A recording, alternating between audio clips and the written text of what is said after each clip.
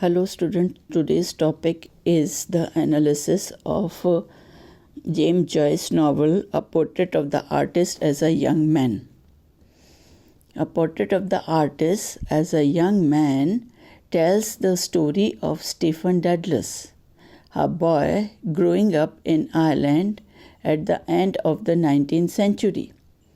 As he gradually decides to cast off all his social, familiar, and religious constraints to live a life devoted to the art of writing. As a young boy, Stephen's Catholic faith and Irish nationality heavily influence him.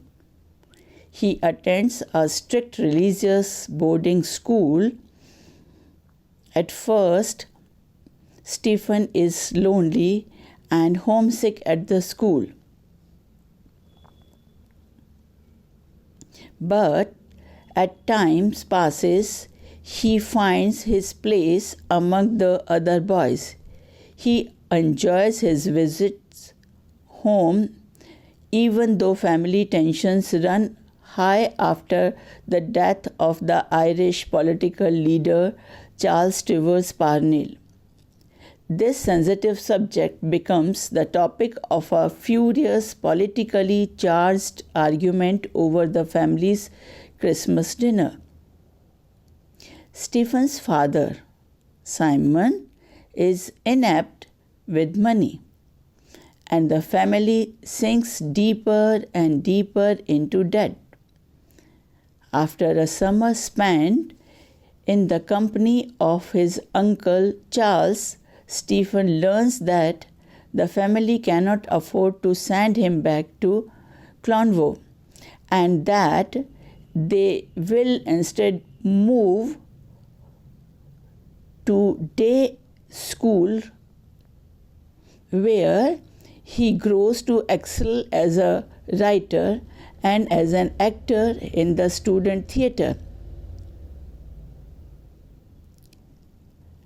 He ignores his religious upbringing, throwing himself with debauch abandon into a variety of sins. Then, on a 3-day religious retreat, Stephen hears a trio of fiery sermons about sin's judgment and hell.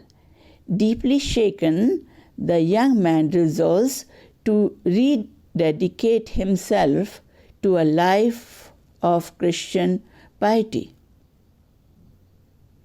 Stephen begins attending Mass every day, becoming a model of Catholic piety, abstinence, and self-denial.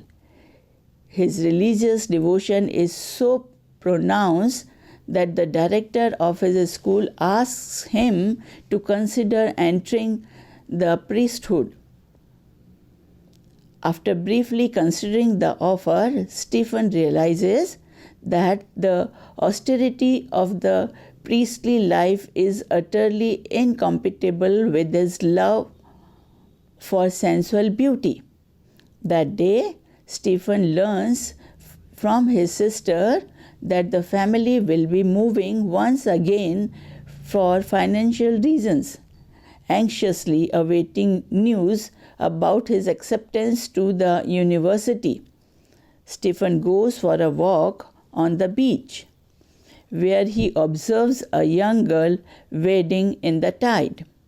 He is struck by her beauty and realizes in a moment of epiphany, and the love and desire of beauty should not be a source of shame. Stephen resolves to live his life to the fullest and vows not to be constrained by the boundaries of his family, his nation, and his religion. Stephen moves on to the university, where he develops a number of strong friendships and is especially close with a young man named Cranley.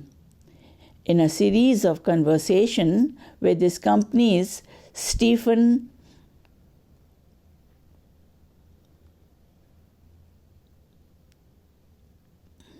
Stephen works to formulate his theories about art.